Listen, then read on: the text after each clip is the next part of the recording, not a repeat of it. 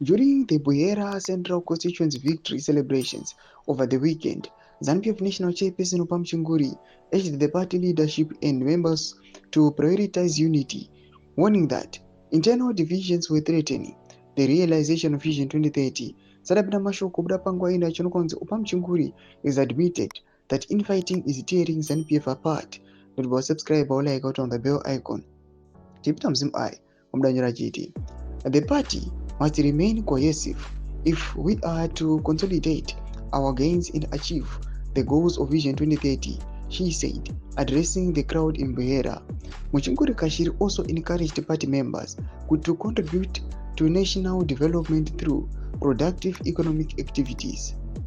She highlighted agriculture as a key sector, noting that Zimbabwe is emerging as a leading wheat exporter in the southern African region. The constitution of Zimbabwe can be amended at any time. Do not be misled by those without a proper understanding, Muchingiri Kashiri added, emphasizing the need for informed participation in governance. Her remarks came amid growing concerns over factionalism within ZANU-PF, which she acknowledged is undermining the party's effectiveness and cohesion.